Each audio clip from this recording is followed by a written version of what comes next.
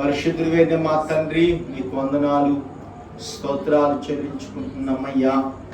ఈ రోజునైనా విజ్ఞాపన కర్తలుగా అయా నిన్ను స్తుతించటానికి, కనపరచటానికి ఈ విజ్ఞాపన సిద్ధపాటు కూడికనైనా మేమందరం నీ సన్నిధిలోకి వచ్చి ప్రార్థన చేస్తూ ఉన్నామయ్యా. ఇదిగో మేము అడుగుచున్న అన్ని ప్రభువా మేము పొందుకునేటట్టుగా మీరు మాకు సహాయం చేయండి ప్రభా. వాక్యము చేతనైనా మీరు మా అందరితో మాట్లాడండి.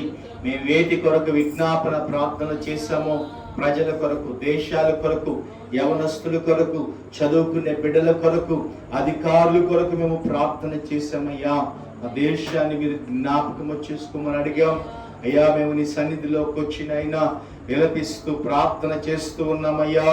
మమ్మల్ని దర్శించమని అడుగుతున్నాం అయ్యా. ఈ రోజునైనా నీ సన్నిధిలోకి వచ్చిన మా అందరితో మీరు మాట్లాడమని ప్రార్థన చేసుకుంటున్నాం అయ్యా.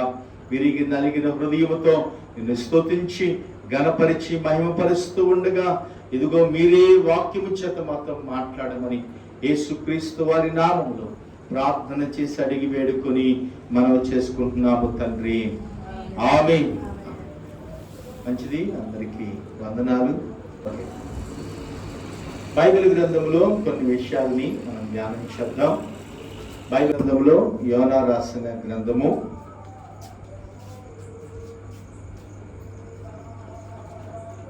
1వ అధ్యాయము 15వ వచనం చదువుకున్నాం. Page number 763. యోనా గ్రంథము 1వ అధ్యాయము 15వ వచనం. యోనాను ఎత్తి సముద్రములో పడవేసిరి. పడవేయగానే సముద్రము పొంగకుండా ఆగెను. ఇది చూడగా ఆ మనుషులు యెహోవాకు మిగుల భయపడి ఆయనకు బలి అర్పించి మొక్కుబడులు చేసిరి. చాలు, ఈ వచనాన్ని మనం చూస్తున్నాం.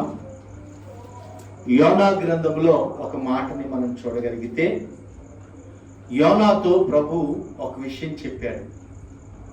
నీవు నినివే పట్టణానికి వెళ్ళమని యోనాని ప్రకటన చేయమని యోనాని పంపించాడు. అయితే ప్రభు ఈరోజు మనతో మాట్లాడుతుంది ఏంటంటే, యోనా దేవుని మాటని వినకుండా తర్షీషు పట్టణానికి వెళ్తున్నట్టుగా మనకు తెలుసు. అయితే ఒక విషయాన్ని మనం గమనిద్దాం. దేవుని మాట వినకపోతే ఎవరెవరికి శ్రమలు జరుగుతాయి. ఈరోజు దేవుని మాట వినకుండా యోనా వెళ్తూనే కాదు, యోనాతో ఉన్నవాడు కూడా శ్రమ అనుభవించేటట్టుగా యోనా చేశాడు. చూద్దాం, బైబిల్లో అక్కడ ఒక మాటను మనం చూడగలిగితే 5వ వచనాన్ని మనం చదువుకున్నాం. 1వ అధ్యాయము 5వ వచనం. కాబట్టి నాయకులు భయపడి ప్రతివాడును తమ తమ దేవతలను ప్రార్థించి ఓడ చులకన చేయుటకై అందులోని సరుకులని సముద్రములో పారవేసిరి. అప్పటికి యోనా దిగువ భాగమున పోయి పడుకొని గాఢ నిద్ర పోవచ్చు ఉండెను.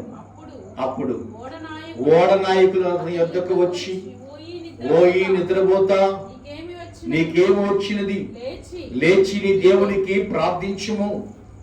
మనము చావుకుండే ఈ దేవుడు మన యందు కనికరపడునేమో అని.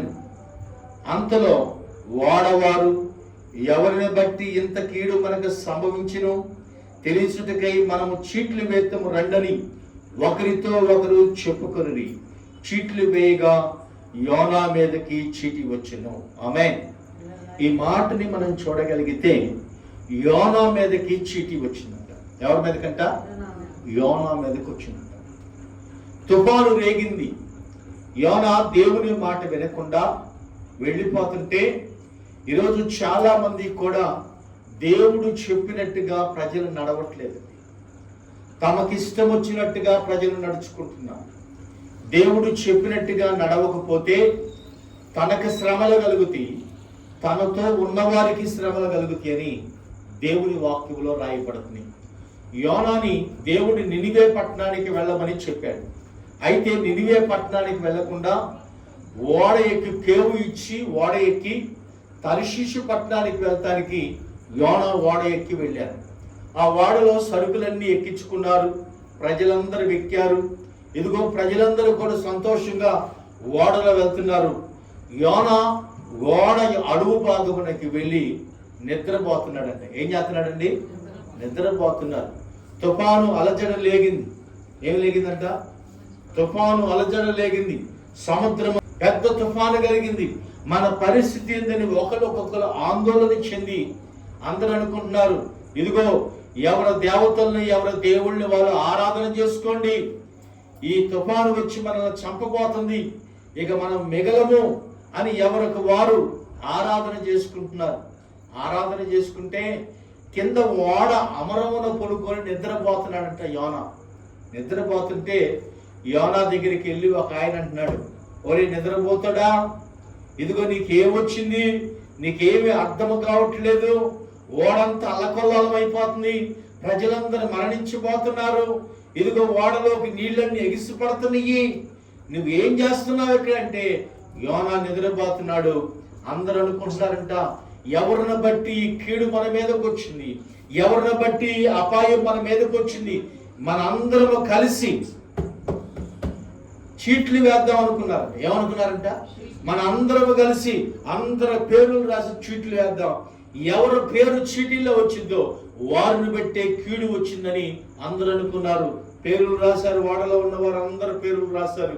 చీట్లు వేయంగానే యోనా పేరు మీదకి వచ్చిందంట. అక్కడ యోనా పేరు మీదకి రాయంగానే యోనాను అడుగుతున్నారు. ఇదిగో చదువుతారా 8వ వచనం. కాబట్టి వారు అతన్ని చూచి ఎవరిని బట్టి కీడు మాకు సంభవించునో, నీ వ్యాపారం ఏంది, నీవెక్కడి నుంచి వస్తున్నావు, నీ దేశమేది, నీ జనం ఎవరు, నీ సంగతి అంతయో ఓ ఈ నిద్రపోతా. ఏమంటున్నారు యోనాని? ఓ ఈ నిద్రపోతా, లేవు, నువ్వు ఎవరివి, నీ వ్యాపారం ఏంది, నీ దేశమేంది, నీ జనం ఎవరు, ఈ సంగతులన్నీ మాకు తెలియచెప్పమని ఓడవలో ఉన్న వారందరినీ అందరూ యోనాను అడుగుతుంటే యోనా ఒక సమాధానం చెబుతున్నాడు. ఏం చెబుతున్నాడంటే 9వ వచనంలో రాయబడింది, వారితో యోనా ఇట్లను, నేను హెబ్రీనును, సముద్రమునకు భూమికి సృష్టికర్త అయిన ఆకాశముందు దేవుడైన యెహోవాకి భయభక్తులు గలవాడినై ఉన్నాను. ఏం చెబుతున్నాడంటే ఇతను దేవుని యందంట భయమును భక్తిని కలిగిన వారిని చెప్తున్నాడు. కానీ నిజంగా దేవుని భయం ఉంటే ఎడమన్న ప్రాంతానికి వెళ్తాడు, అవునా? వేరొక ప్రాంతానికి ఎందుకు వెళ్తాడు? ఇదిగో ఇతడు దేవుని యందు భయభక్తులు కలిగిన వాడిగానే ఉంటున్నాడు, కానీ దేవుని యందు భయభక్తులు కలిగిన వాడు కానే కాదు. అయితే యోనాను బట్టి ఆ ఓడ వారందరికి శ్రమ కలిగింది, అందరికి తుఫాను కలిగింది. ఓడలో ఉన్న సరుకులన్నీ అంట సముద్రంలో పడవేశారంట. వాళ్ళు ఏమేశారంట? సముద్రంలో పడవేశారు. ఓడను తేలిక చేయాలనుకున్నారు. సరుకులన్నీ పడేస్తే ఓడ తేలికైపోయింది, మనకి ఏ అపాయం రాదని అనుకుంటున్నారు. కీడు ఇతన్ని బట్టి వచ్చిందని అర్థం కాలేదు. ఓడలో ఉన్న సరుకులన్నీ పడేశారు. సముద్రం అల్లకొల్లాలం అయిపోతుంది, ప్రజలు అల్లాడిపోతున్నారు. అప్పుడు అంటున్నారు, ఎవరిని బట్టి కీడు వచ్చిందని చీట్లు వేయటం మొదలు పెట్టారు. ఈ యోనాని బట్టి ఆ కీడంతటికి యోనా మీద, ఆ ఓడలో ఉన్న వారికి అందరికి అది వచ్చింది. ఇతను చెప్తున్నాడు, నేను యెహోవాకి భయభక్తులు గలవాడనని చెప్తున్నాడు 9వ వచనంలో. నిజముగా దేవుని భయము యోనాలో ఉంటే, నిజముగా దేవుని భయము యోనాలో గనకుంటే నినివే పట్టణానికి మాత్రమే వెళ్తాడు, ఎప్పేకి పట్టణానికి వెళ్ళడు. అయితే యోనాలో ఏముందంటే, అతడు దేవుడు కనికరము కలిగిన వాడు, మహాజాలి కలిగిన వాడు, బహుశాంతమూర్తి కలిగిన వాడు. ఈయన మరలా పశ్చాత్తాపడతారు ఈ ప్రజలు. ఈయన ప్రజలందరూ పశ్చాత్తాపడితే నినివే పట్టణాన్ని దేవుడు రక్షిస్తాడు, నేను వెళ్ళి ప్రకటించింది వ్యర్థమైపోయిందని చెప్పి యోనా ఆ పట్టణానికి వెళ్లకుండా యొప్పే పట్టణానికి వెళ్తాం మొదలు పెట్టాడు. సముద్రములో ఉన్న ఆ ఓడలో ఉన్న వారందరూ కూడా అల్లాడిపోయి ఆ సముద్రం అంతా ఆ పొంగులన్నీ వీళ్ళ మీదకు పడుతుంటే భయపడి ఇక చనిపోతామని ఆశలు వదిలేసుకున్నారండి.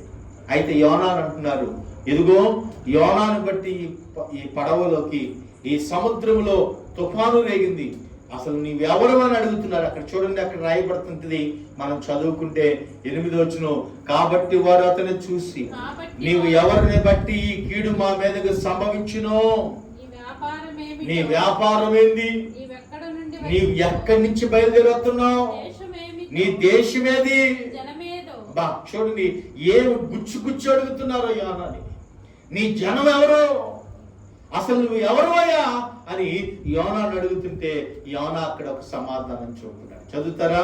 అతడు వారితో ఇట్లా నేను హెబ్రీడును. ఆమేన్. హెబ్రీడ్ అంటే ఎవరో తెలుసా? ప్రజల్ని రక్షించేవాడు హెబ్రీడు, ప్రజల్ని విమోచన కలిగించేవాడే హెబ్రీడు. ఇదిగో యోసేపు కూడా హెబ్రీడ్ అండి. యోసేపు హెబ్రీడు ఎందుకని రాయబడిందంటే అక్కడ పోతీఫర్ భార్య యోసేపు విషయంలో ఒక తప్పు పొరపాటు చేయాలని చూసినప్పుడు యోసేపుని గురించి అంటది, నీవు ఒక హెబ్రీడును తెచ్చావు. ఎవరంటే తను ఒక హెబ్రీడు. దేవుని వాక్యములో రాయబడుతుంది. ఇక్కడ యోనాగోడు చెప్తున్నాడు, నేను హెబ్రీడును, ఆకాశమునకు సముద్రమునకు సృష్టికర్త అయిన దేవుడైన యెహోవా యందు నేను భయభక్తులు కలిగిన వాడిని యోనా చెప్తున్నాడు. నిజముగా భయము కలిగిన వాడైతే, భక్తి కలిగిన వాడైతే తోటి వారికి శ్రమను కలగజేశాడు. తనతో ఉన్నవారు కూడా మరణ భయము కలిగేటట్టుగా తయారైపోయింది. తను దేవుని యందు భయభక్తులు కలిగి లేకపోవడం వల్ల ఓడలో ఉన్న వారికి కూడా ప్రమాదం సంభవించింది.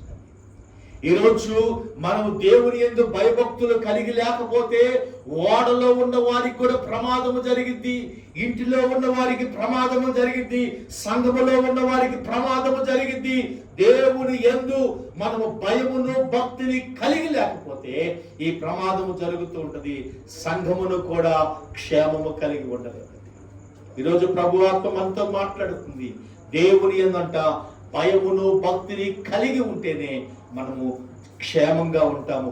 దేవుడు చెప్పినట్టుగా మనం వెళ్ళగలిగిన ప్రాంతాలకు వెళ్ళగలిగితే, మనం చేయమన్న ప్రార్థన చేయగలిగితే, మనం ఆత్మ సంబంధంగా దేవుని సన్నిధిలో ఉండగలిగితే మనం దీవించబడతాం. చూడండి, దేవుడు యోనాతో చెప్పిన ప్రాంతం వేరు, యోనా ఎంచుకొని వెళ్తున్న ప్రాంతం వేరండి. ఈరోజు మనము కూడా దేవుడు మనతో చెప్పమన్నది ఒక మాట, దేవుడు మనల్ని చేయమన్నది ఒక పని, కానీ మనం చేస్తున్న ఒక్కొక్కసారి దేవునికి వ్యతిరేకంగా ఉంటుంది.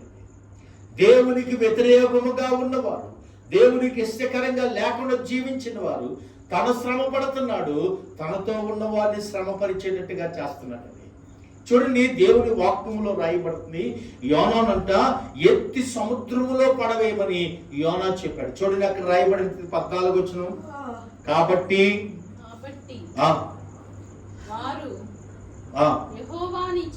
యెహోవాని చిత్త ప్రకారంగా నీవే దీన్ని చేసితివి గనుక ఈ మనుషుని బట్టి మిమ్మును మమ్మల్ని లయము చేయకుందుముగాక అని చెప్పి నిర్దోషిని చంపితివని నేరము మా మీద మాపవద్దని యెహోవాకి వాళ్ళు మనవి చేసి ప్రార్థన చేశారు. యోనాను ఎత్తి సముద్రములో పడవేశారంట. చూడండి, సముద్రములో పడవేయబడటానికి యోనా ఇష్టపడ్డాడు, కానీ దేవుని మాటకు లోబడి యోనా నినివే పట్టడానికి ఇష్టపడతలేదండి. యోనాకి జ్ఞానము రావట్లేదు, వివేకము కలగట్లేదు. సముద్రములో పడవేసిన తర్వాత అప్పుడు అర్థమైంది, అయ్యో నేను దేవుని మాట వినకుండాను, ఇదిగో ఈ సముద్రము కడుపులో గర్భములో చేపలను మింగివేసింది, పాతాళములో ఉన్నానని కేకలు వేసి దేవునికి ప్రార్థన చేస్తాను. 2వ అధ్యాయం 1వ వచనంలో 2వ వచనం అక్కడ ఉంటుంది, నేను ఉపద్రవములో ఉండి యెహోవాకి మనవి చేస్తున్నాను. ఎక్కడున్నాడంట? ఉపద్రవంలో ఉన్నాడు. ఎవరికి కనపడ్డ యోనా? ఇదిగో తను దేవుని మాటకు లోపడకపోవటం వల్ల, తను దేవుని మాటకు విధేయత చూపకపోవటం వల్ల తన ఆత్మ సంబంధమైన ఓడలో వారికి శ్రమ కలిగింది. తన మరణానికి దేవుడు అప్పగించలేదు, కానీ తన ద్వారా దేవుని పని జరిగించాలని దేవుడు ఇంకా యోనాని క్షమించాడని. ఆమేన్, హల్లెలూయా. ఈరోజు ప్రభు మనతో మాట్లాడుతున్నాడు. యోనాను దేవుడు చేయవలసిన పని చేయకుండా దేవుడు యోనాని తన రాజ్యానికి తీసుకోలేదు, సముద్రములో పడవేశాడంట. ఒక పెద్ద తిమింగలము యోనాని మింగివేసిందంట. 3 రాత్రులు 3 పగళ్ళు యోనా ఆ చాప కడుపులో ఉండి ప్రార్థన చేస్తున్నాడంట. అయ్యా అయ్యా అని ఏడుస్తున్నాడు, కన్నీళ్లు కారుస్తున్నాడు.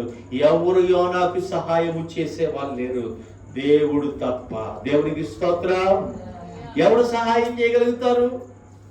ఏదైనా పడవలో ఉండి ఏదైనా ఈదుతూ ఉంటే సముద్రం మీద సహాయం చేయగలుగుతారు. సముద్రములో చేప ఉంది, చేప కడుపులో యోనా ఉన్నాడు. అది ఎవరికి కనపడ్డో యోనాను రక్షించడానికి ఎవరి వల్ల కాదు. ఏడుస్తున్నాడు యోనా, ఇదిగో నేను పాపము చేశానయ్యా, నన్ను క్షమించు. నీవు చెప్పిన మాటకి నేను లోపడతలేదు. తన దేహానికి శ్రమ వచ్చినప్పుడు లోపడ్డాడండి. తన దేహానికి శ్రమ కలుగుతుంది, తన ప్రాణానికి ఇక విమోచన లేదనుకున్నాడు. పాతాళ గర్భములోకి పోయాననుకున్నాడు. ఇక నా వల్ల కాదనుకున్నాడు. యోనా మోకరించి ప్రార్థన చేస్తున్నాడు. అయ్యా నీ చిత్తానుసారంగా నేను చేస్తానయ్యా, నీకు లోపడతాను నాయనా. ఓడలో ఉన్నప్పుడు శ్రమ కలిగినప్పుడు నువ్వు వెళ్ళమన్న ప్రాంతానికి వెళ్లకుండా నేను తర్షీషు పట్టణానికి వెళ్తానికి సిద్ధపడ్డాను. ఓడ వారికి శ్రమ కలిగించాను, ఇదిగో సరుకులు పడవేపించాను, సముద్రములకు తుఫాను రేపేటట్టు చేశానని లోబడి పశ్చాత్తాపడి యోనా ప్రార్థన చేస్తున్నాడు. దేవుడు యోనా ప్రార్థన విన్నాడండి. యోనా ప్రార్థన విని దేవుడంట 3 రాత్రులు 3 పగళ్ళు ఆ చేప నెమరు వేయకుండా అంతే ఉందంట సముద్రంలో. అంతే ఉంది సముద్రంలో, గమ్ముగా ఉంది, మౌనంగా నిద్రపోతుంది చేప. ఆహారం జీర్ణాశయం అరగట్లేదు. యోనా కడుపులోనే ఉన్నాడు. చేప కడుపులో ఉండి ఇదిగో మొర్ర పెట్టి ప్రార్థన చేస్తున్నాడు. దేవుడంట ఆ ప్రార్థన విన్నాడంట. ఆమేన్. హల్లెలూయా. ఎక్కడ కూర్చొని ప్రార్థన చేస్తున్నాడంటే చేప కడుపులో కూర్చొని ప్రార్థన చేస్తున్నాడు. చేప కడుపులోనే కూర్చొని ప్రార్థన చేస్తుంటే యోనా ప్రార్థన దేవుడు వింటే భూమి మీద ఉన్న దేవుడు నీ ప్రార్థన వినడా? భూమి మీద మొర పెడుతున్నప్పుడు నీవు దేవుని సన్నిధిలోనికి వెళ్ళి ఇదిగో కన్నీళ్లు గార్చి, ప్రభువా నా సన్నిధిలో, నీ సన్నిధిలోకి నేను వచ్చాను, నీ మాట వినేటట్టుగా నాకు మనసును దయచేయ్యా, నీకు లోబడేటట్టుగా నాకు సహాయం చెయ్యి.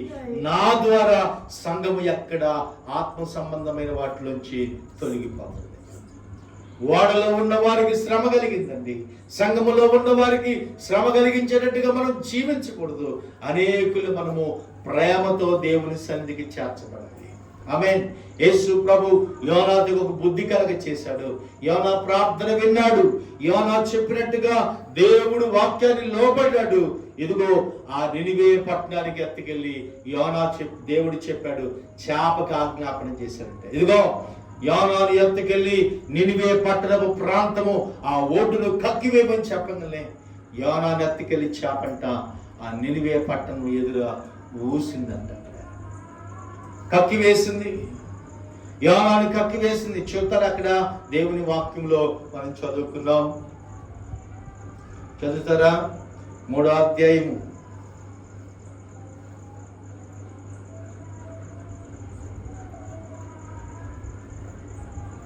1వ వచనం. అంతటి యెహోవా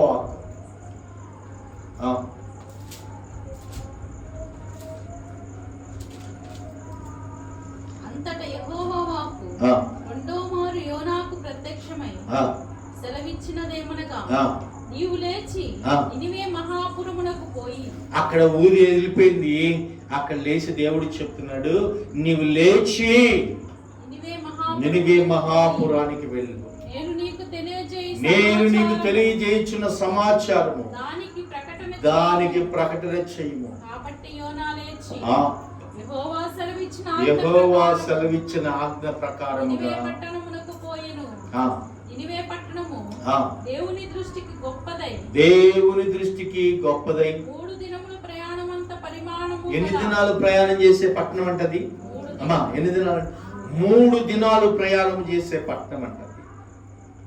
3 దినాలు ప్రయాణం చేసే పట్టణానంట. యోనా ఒక్కరోజు తిరిగాడు.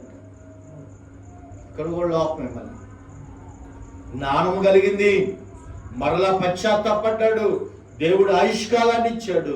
కానీ మరలా యోనాకి మరలా ఏం జరుగుతుందంటే మరలా వెళ్ళి ఒక్క దినము ప్రకటన చేసంట సముద్రపు ఒడ్డున కూర్చొని పోతున్నాడు. చూడండి, 1,20,000 మంది కంటే పైన ఉన్నారంట పట్టణంలో. దేవుడు వారు అందరినీ కాపాడాలని యోనాను పంపిస్తే యోనా ఒక్క దినము ప్రయాణం చేసంట మెలకొండొచ్చి కూర్చో. 3 దినముల ప్రయాణం చేయాల్సిన పట్టణం అది. ఒక్కరోజే ప్రయాణం చేశాడంట. చూడండి, ఒక్కరోజు ప్రయాణం చేస్తే ఎంతవరకు తెలిసిద్ది? కొంతవరకే తెలిసింది. ఇదిగో రాజుగారికి తెలిసింది. గోనె పట్ట కట్టుకున్నారు, ఉపవాసం ఉన్నారు, ప్రార్థన చేయటం మొదలు పెట్టారు. అయ్యా, మా దేశాన్ని రక్షించినైనా, మా దేశాన్ని క్షేమంగా ఉంచు ప్రభువా, మా దేశాన్ని ప్రభువా ఆశీర్వాదకరంగా చేయమని చెప్పి యోనాని ప్రార్థన చేశాడు. యోనా ప్రార్థన చేసిన తర్వాత ప్రజలందరూ ప్రార్థన చేశారు. యోనా కూడా సొర చెట్టు కింద కూర్చొని చూస్తున్నాడు. సొర చెట్టు మీద పురుగులు వచ్చి పడ్డాయి అంట. చదువుతారు అక్కడ ఒక మాట మనం చదువుకున్నాం. 8వ వచనం, 4వ అధ్యాయము 8వ వచనం. మరియు ఎండ కాయచుండగా దేవుడి వేడిమి గల తూర్పు గాలి చేత రప్పించెను. యోనా తలకు ఎండ దెబ్బ తగలగా అతడు సొమ్మసిల్లి బ్రతుకుట కంటే చచ్చుట మేలు అనుకున్నాడు.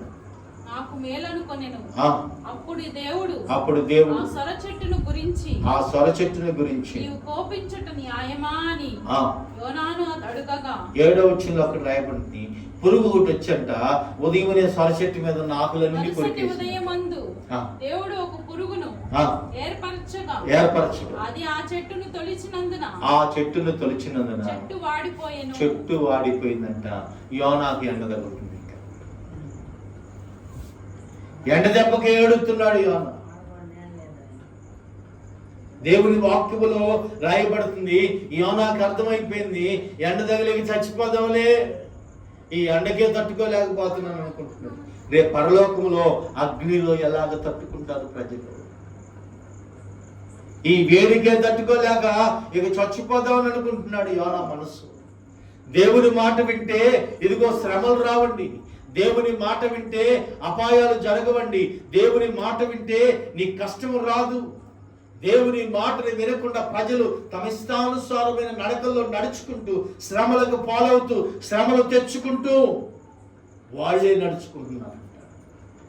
దేవుని మాట అంటే యోనా శ్వాసెట్టి కింద ఎందుకు కూర్చోవాలి?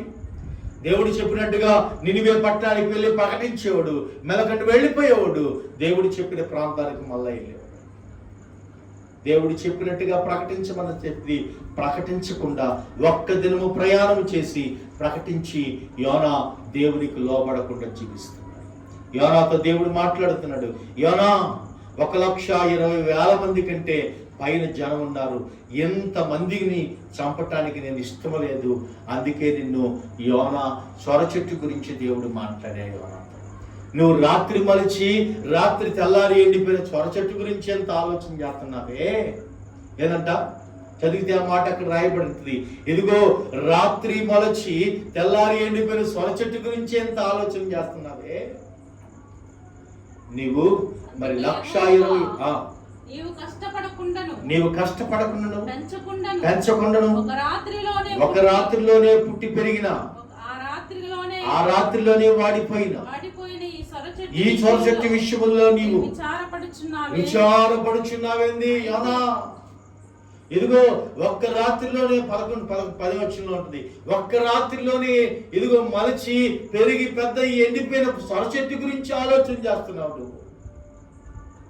అక్కడ దేవుడు అంటాడు, అయితే 120,000 కంటే ఎక్కువైన కూడి ఉన్న ఎరుగని జన బహుశ పశువులను గల జనములను బహు పశువులు గలవైన నినివే మహాపుర విషయములో నేను విచారణ చేయకుండాని యోనాతో దేవుడు సెలవిచ్చాడు. ఇదిగో ఒక సొర చెట్టు గురించే నువ్వు ఇంత ఆలోచన చేశావే? 1,20,000 మంది కంటే పైన ఉన్నారు యోనా, వీళ్ళందరి గురించి నేను ఆలోచించనా? పుట్టించిన వాడిని నేను, వాళ్ళు పాపములో పడిపోతుంటే మరణానికి అప్పగించబడుతుంటే లోకములోకి వెళ్ళిపోతుంటే నేను వారిని సరిచేయాలని వారితో మాట్లాడాలని వస్తే నేను వారికి నేను చెప్పమని నువ్వు చెప్పకుండా వెళ్ళిపోతున్నావని యోనాతో దేవుడు మాట్లాడు. ఈరోజు దేవుని వాక్యం వింటున్న నీవు నేను దేవుని మాటను విని లోబడి బ్రతుకుదాం. దేవునికి ఇష్టమైన జీవితాన్ని జీవిద్దాం. దేవుడు చెప్పమన్నది మాత్రమే ప్రకటిద్దాం. దేవుని చిత్తానికి అప్పగించుకో. యోనా ఎలాగా శ్రమపరచబడ్డాడు దేవుడి మాట వినకుండా, నీవు కూడా శ్రమపరచబడకుండా ఉండాలి అంటే దేవుని మాటను విని ఆశీర్వదించబడటానికి దేవుడు ఒక ఉన్నతమైన పనిని ప్రభు మనకు కలిగి చేశాడు. ఆమేన్. ఈరోజు ప్రభు వాక్యం వింటున్న నీవు నేను దేవుని మాటకి లోపడదామా? దేవుని చెప్పినట్టుగా నడుచుకుందామా? దేవుని రాజ్యంలోనికి చేరటానికి నీతో పాటు ఉన్నవారిని శ్రమపరచబడుతున్నారేమో, నీతో ఉన్నవారు ఇబ్బందులు పాల్పడుతున్నారేమో, నీతో ఉన్నవారు నిత్యము గమ్యముకు చేర్చబడాలని, వారి వాడ క్షేమముగా చేరాలంటే ముందుగా నువ్వు దేవుని మాటను వినాలని దేవుని వాక్యం చెప్తుంది.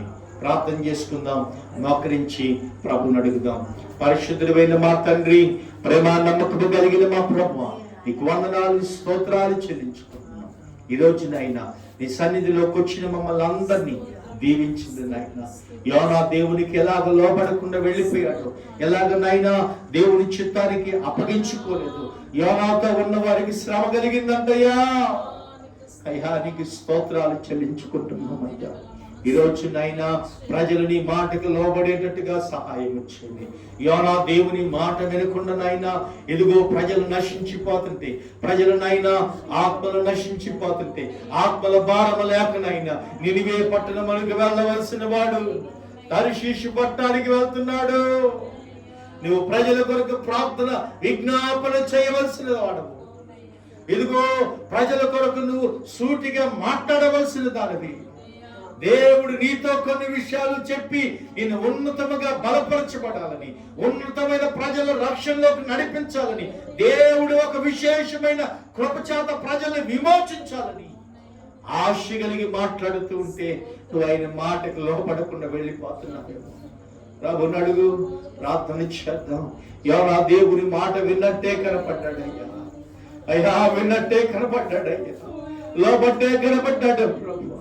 అయ్యా విధేయత కలిగిన వాడిగానే ఉన్నాడయ్యా, చెప్పమన్నది చేసేవాడిగా ఉన్నట్టున్నాడు, కానీ నిజముగా పరిపూర్ణంగా చేయలేకపోయాడు. ప్రజలు నశించిపోతుంటే మేమేం చేస్తున్నామయ్యా? ఆత్మలు నశించిపోతుంటే, సంఘములకు డ్యామేజ్ జరుగుతుంటే, అయ్యా దేవుని పనికి ఆటంకము కలుగుతుంటే, దేవుని చిత్తం ప్రజలు లోపడకుండా ఉంటే మేము ఎలాగ నీ మాట వెనకుండా వెళ్ళిపోతున్నాము. నీ మాటకు లోబడే మనస్సు మాకు ఇవ్వయ్యా. నీ మాట విన్నట్టే ఉన్నాడు యోనా.